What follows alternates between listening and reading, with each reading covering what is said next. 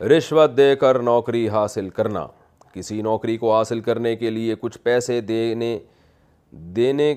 کہ وہ نوکری ہمیں، وہ کچھ پیسے دیے کہ وہ نوکری ہمیں مل جائے، یہ جائز ہے یا نہیں؟ اور آگے جا کر اس کی آمدن ہمارے لیے حلال ہوگی یا نہیں؟ عبد الصمد دہلی سے۔ رشوت دے کے نوکری حاصل کرنا تو حرام ہے، لیکن اس نوکری کی تنخواہ حرام نہیں ہوگی، کیونکہ تنخواہ آپ کو رشوت دینے کی نہیں مل رہی، جاب کی مل رہی ہے۔ تو جاب میں اگر آپ کام صحیح کر رہے ہیں، محنت کے ساتھ کر رہے ہیں، اس کام کے آپ اہل بھی ہیں، تو تنخواہ بہرحال حرام نہیں ہوگی۔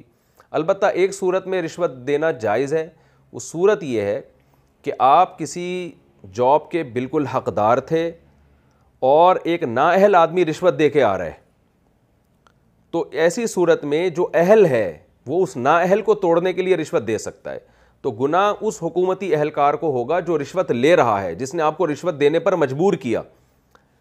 تو اس صورت میں رشوت لینے کا گناہ ہوگا، دینے کا گناہ نہیں ہوگا، کیونکہ آپ رشوت اس لیے نہیں دے رہے کہ کسی کا حق ماریں، بلکہ آپ اپنے جائز حق کو وصول کرنے کے لیے رشوت لے رہے ہیں۔ جیسے گورنمنٹ کے اداروں میں ہوتا ہے کہ نااہل لوگ رشوت دے دے کے جا رہے ہوتے ہیں، اور اہل لوگ چونکہ رشوت نہیں دے رہے ہوتے تو وہ سارا نظام ہی تلپٹ ہو جاتا ہے۔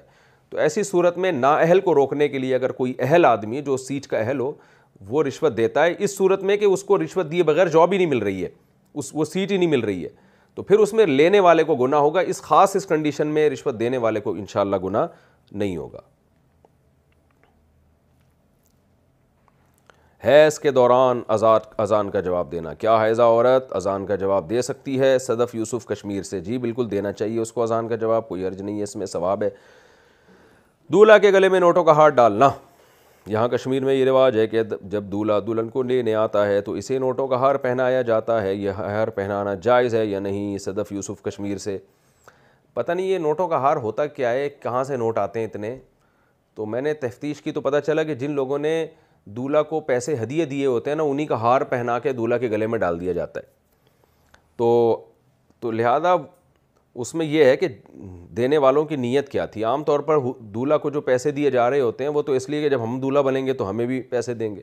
اب سوچیں اگر میرے بیان سن کے لوگوں کا 4 شادیوں کا رواج پڑ گیا تو ایک آدمی دے گا ایک دفعہ ہدیہ اور لے گا وہ 4 دفعہ، تو یہ کہتے ہیں نا لینے کے دینے پڑ گئے دولہا کو، تو یہ عجیب سی رسم ہے، اس کو ختم کر دینا چاہیے۔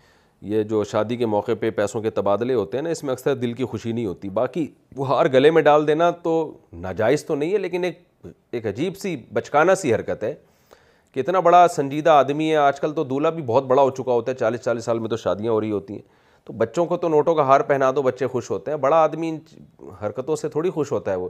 تو بہرحال بالکل ہی ایک بچکانہ سی حرکت ہے کہ نوٹوں کا ہار دولہا کے گلے میں ڈالنا، ایک بچکانہ حرکت ہے جس کو چھوڑ دینا چاہیے۔ بچوں پہ یہ چیزیں سوٹ کرتی ہیں، بڑوں پہ سوٹ نہیں کرتی۔ ہمیں یاد ہے بچپن میں دولہا نظر ہی نہیں آ رہا ہوتا تھا، پورا صحرا اس کے سامنے ہوتا تھا۔ ہم جب شادی میں جاتے تھے تو دولہا بیٹھا ہوا ہے، نظر ہی نہیں آتا تھا، آگے پورا اس کا صحرا ہے، اس کو اندھیرے میں نظر ہی نہیں آ رہا، وہ صحرے وہ گلاب کی پتیاں آگے آ رہی ہیں، پھر وہ چل رہا ہے تو اس کو 6 آدمی دھکا دے کے جا رہے ہیں کہ گٹر میں نہ گر جائے، کہ کھمبے سے نہ ٹکرا جائیے۔ تو میں اس وقت بڑا حیران ہوتا تھا کہ یار یہ کیا ٹینشن میں دولہا کو ڈالا ہوا ہے۔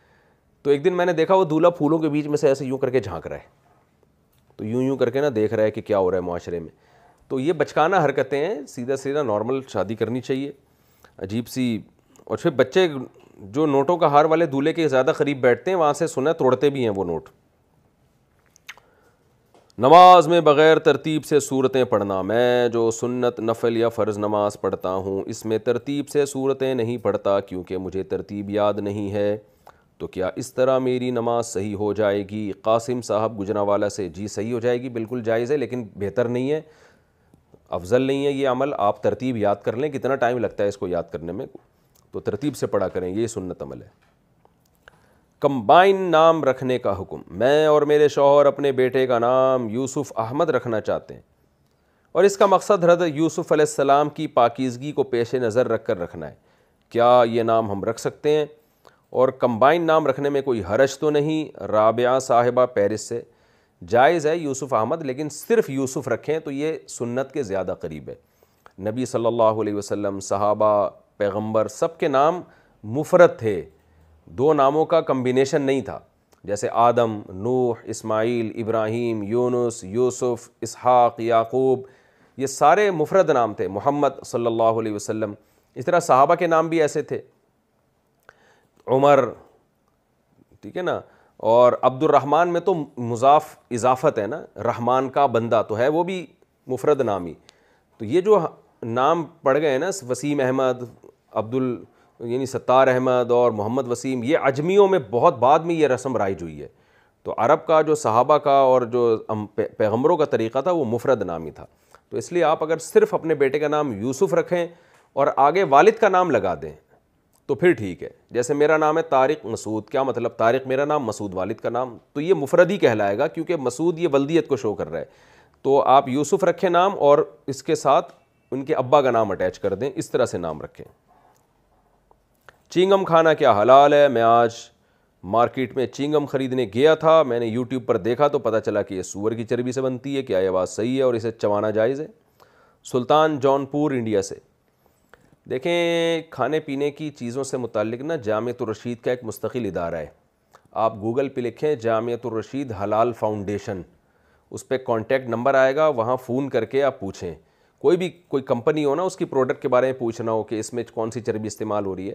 تو عام طور پہ پاکستان میں جو چنگمیں بک رہی ہیں، میرا خیال ہے کہ اس میں سور کی چربی استعمال نہیں ہوتی، لیکن پھر بھی آپ وہاں کانٹیکٹ کر کے ان سے پوچھیں تو وہ آپ کو اس کا صحیح جواب انشاءاللہ دیں گے. اگر سور کی چربی ہے پھر تو بالکل حرام ہے.